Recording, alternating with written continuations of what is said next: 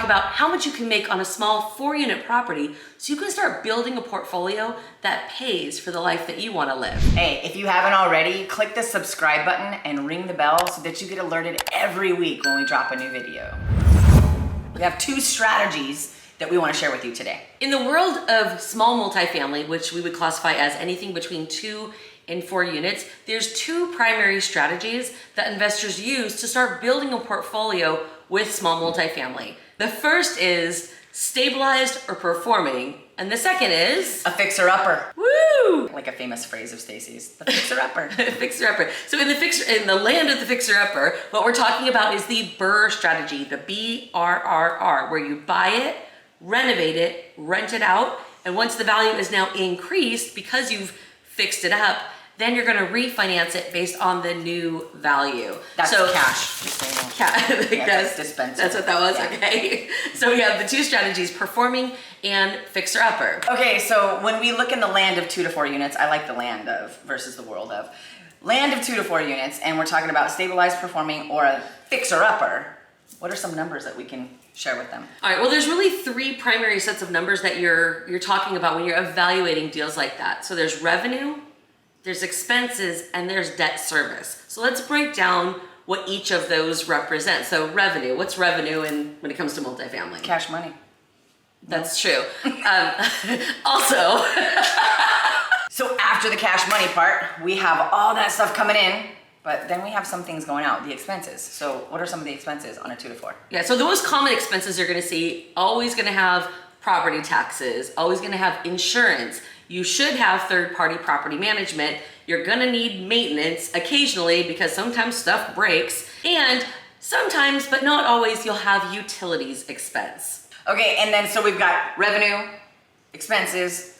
You said something about debt service. What the hell is that? Yeah, so when you're looking at the performance of any kind of rental property, what we're actually looking at is how does the property perform without taking into account what the financing is. Because some people might pay cash for it. Someone else might get an 80% loan. Someone else might get a 60% loan. So what it actually cash flows could be different for everyone. So what we're talking about when we're talking about rents coming in, or cash money.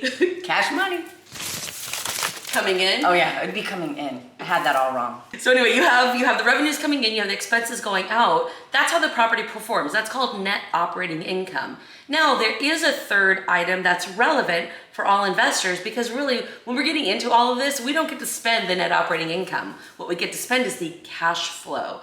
And the difference between the net operating income and the cash flow is the debt service. So what does that mean? What the heck is debt service? Oh, is it the mortgage? It's the mortgage. Oh. Yeah, so if you think about where you live and if you're paying a mortgage, if you own your home every month, the bank wants to get paid, right? They're getting paid principal and interest. Well, it's no different when it comes to your rental properties or your multifamily. You're gonna have to pay the bank if you financed it, which you probably did if you want to leverage correctly. And so you have to pay that money every month. Well, what's left at the end of the month, after you've paid everything, including the mortgage, what's left is the cash flow. Show me again. Yes. Hey, and if you like this video so far with all of our cash distributing strategies, hit the like button below. Okay, so let's say, for example, that we have a 4-unit building. We have $3,200 a month scheduled to come in. One of the things that we're always gonna factor in when we're running our numbers to be conservative is a vacancy factor. So let's just say we use a 5% vacancy factor. That would mean our net rental income each month is $3,040. 3040. All right, what about expenses? Okay, let's say between property taxes, insurance, property management, maintenance, and utilities, our total monthly expenses are $1,220. That means our net operating income each month is $1,820. So what that means is if we had no mortgage, if we bought this property for $200,000 all cash, every month, at the end of the month, we'd have $1,820 coming in. Okay, now what about debt service? So debt service is gonna represent our mortgage. So let's just say we were getting a loan for 80% of that $200,000. Okay, that means that we're gonna put down 20% or $40,000. So we're gonna have a mortgage at $160,000, and let's just say it was gonna be at 4% annual interest for a 30-year loan. That would make the monthly mortgage $764. So what does that mean? That means at the end of every month, you'd have left $1,056. What that means is every month you have rents coming in and expenses going out, and you pay the mortgage, and you still have over $1,000 a month in your bank account. Well, what does that mean over the course of the year? It's like 12,000 and change, right? That's not gonna be something that retires you, but we're only talking about one property. What happens when you do the next and the next and the next? Do you realize when you do this 5 times, you've basically replaced a $60,000 a year salary? Is that not enough for you? No problem. Do 10 of them then. Then how much do you have? $120,000 a year replaced. It all starts with just getting that first one done. That first one is the most important, the most critical, because it teaches you everything about what it's actually like to do a deal and to operate a property, to be a landlord, to own property, maybe out of state, doing it remotely. Ultimately, at the end of the day, that $1,000 a month starts to build and build and build and build. And the first one is never sexy financially because you're not quitting your job. But look, Rome wasn't built in a day, right? You have to put one brick up at a time. But when you start leveraging and using big bricks, you're gonna get there so much faster. Okay, so I have a question for Stacy.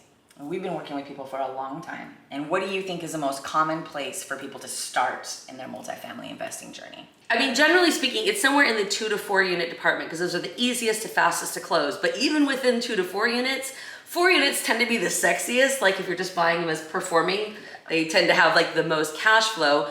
But the reality is there's the fewest of them out there between 2 to 4 units.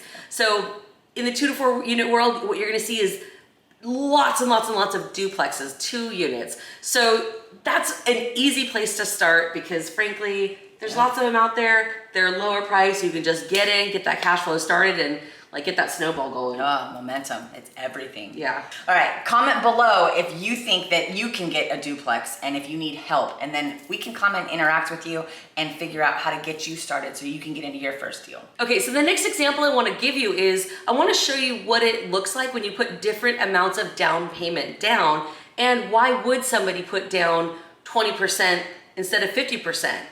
Or why would they put 50% instead of 20%? What drives that decision? So I want to show you a few numbers so that you can be empowered to make those decisions for yourself. So when you start building your portfolio, you know what your whole purpose is and how your decisions drive ultimately not just your cash flow, but also your cash on cash return. In the last example, we used net operating income of $1,820 a month. That was before paying the mortgage. So when we're looking at any decisions that we're making when it comes to multifamily, we always annualize it. So let's take 1,820 times 12 months, which is going to be $21,840. Okay, so we're starting off with a net operating income of $21,840. So we have $21,840 coming in. Now, what we're gonna cash flow is gonna depend largely on what loan we get, what interest rate, how much down payment we're putting, etc. So I'm gonna give you 3 different examples so you can see what it will cash flow at different down payments, and then you can see how that works in a cash on cash environment. All right, first one, so 20% down. So with the 20% down, that means we're putting about $40,000 down. That's gonna create the mortgage of $764 like we talked about before, which annualized is $9166, okay? 9166. So that means my cash flow annually is going to be $12,674. Okay, so that's at 20% down, right? Not bad, 12,674. Okay, so that's at 20% down. What does it look like if we do 30% down? Okay, so the top number is gonna be the same. That was net operating income. That does not change based on your mortgage. Let's say we're gonna do 30% down. What is our debt service at 30% down? So we're going to use the same assumptions, which is 4% annual interest rate and a 30-year amortization. Okay, so our annual mortgage payment is going to be $8,021. Okay, so our mortgage payment is a little bit lower because we put more down, which means we have a lower mortgage payment. Makes sense, right? All right, so that means our cash flow is going to be $13,819.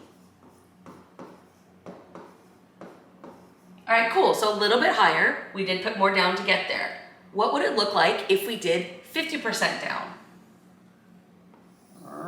All right, so our NOI, net operating income, is going to be the same, 21,840, 50% down, which means we're putting down $100,000, right? It's a $200,000 purchase price, which means 50% down is $100,000. That means our mortgage payments are only going to be $57.29 a year. $57.29, which means our cash flow is $16,111. Okay. All right, so that's what that looks like. So at 20% down, we're looking at $12,674. At 30% down, $13,819. And at 50% down, $16,111. So if I have $100,000 to put down, does that make the most sense? Should I take $100,000 and put it down and get the maximum cash flow? In order to make that decision, we need to look at something called cash on cash return. Cash on cash return shows you how is your money performing for you. Is it better to get less cash flow, or is it better to get more cash flow? Let's look and see. All right, so let's say we're gonna have a 20%, a 30%, and a 50%. All right, and we already determined that we had cash flows. All right, at 20% of 200,000, we're putting down, so I'm gonna put DP for down payment. We're putting down 40,000. All right, at 30% of 200,000, we're putting down 60,000. And at 50% of 200,000, we're putting down $100,000, right? So that's the amount of money we're putting into it. Now, I did add a little bit for closing costs and financing costs. So if you're doing the numbers on these, if they don't match exactly, it's because I did factor in a realistic amount because we are gonna have to pay closing costs and pay the lender their fees. Okay, so what is the cash on cash return? Well, for starters, the way that you calculate cash on cash return is you take your cash flow, all of the money that's come into you, net, at the end of the year, and you divide it by the amount of money that you put out. Okay, I won't bore you by showing you writing all the numbers, but let me just explain what they are. So between some lender and closing costs, we got $3,200 on the first one at 20% because the loan is larger, which means we're gonna end up paying a higher fee.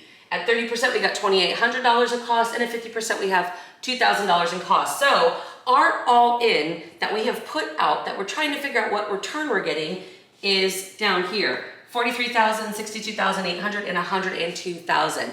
So if I want to know what my cash on cash return is, every single year, I'm going to have 12,674 coming in net cash flow for the one time that I put out 43,200.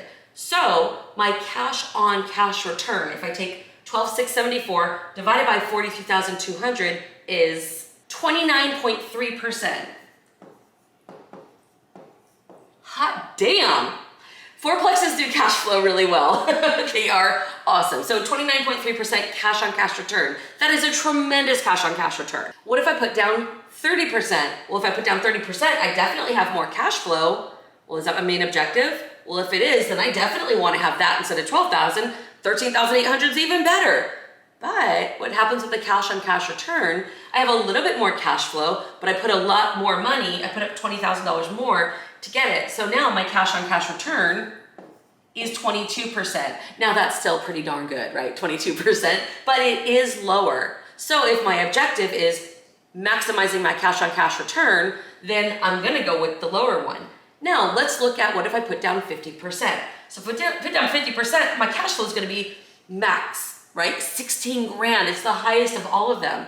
But I had to put down $100,000 to get there. So what is my cash on cash return on that? It is 15.8%. Oh. So when you hear people talking about leverage and real estate and why you can make so much more money in real estate than anything else because of leverage, this is why. Because I can buy a $200,000 asset with only $40,000 down and get a 29% return. I'm not saying these numbers are typical, but I am saying that they are doable, okay? Or I could put down $100,000 and I can get 16%. That's also still pretty good. But if I'm working on maximizing every dollar I have, then I'm going to look for the loans that have the higher leverage because I can, well gosh, I mean, let's just look at it. With $100,000, how many deals can I do that are like this? I could really do 2.5. Ooh, well, what does the cash flow look like on that then? So if I'm taking 12,674, woo, 12,674 in cash flow, and I can do 2.5 deals. Now I know there's no such thing as a half a deal, but just let's theorize for a minute. Let's say times 2.5. How much is that in cash flow? That's $31,685. $31,685. So with the same $100,000, I can have $16,111 with my 100 grand, or I can leverage it and make $31,685 with that same $100,000. That is the power of leverage. That is the power of getting into multifamily real estate and really making your money work for you. I love numbers. That was like really cool to break it down, especially for those that are out there thinking about, well, how much money should I put down? And I don't know what to do. And how much money would it take? And that's a really cool example. Super stoked. If you do want to get into multifamily real estate investing, but you're not sure what's the first step, the second, or the third, you can click the link in the description below and a member of our team will hop on the phone with you and talk about your goals, your resources, and how we can hold your hand and get you to where you want to be. The other thing we want to tell you is that we have a free Facebook group. It's called Multifamily Real Estate Investing. So if you want to be around people that are like you, on the journey, looking to learn, come join us in that Facebook group. We do tons of free education and content there. And every week, Jen and I make ourselves available for a question and answer session. It's live, it's in Zoom, we're face to face. You gotta come to the Facebook group, register, go to events, and then we'll see you there. But any questions you have about real estate, we're there to answer them for you. All right, thanks guys. Thank you so much for watching. And if you want to learn more from us, I want you to check out this video right here on how to calculate and make the right offer so that you feel more comfortable and confident and certain in taking that next step and getting into your first deal. All right, we'll see you next week.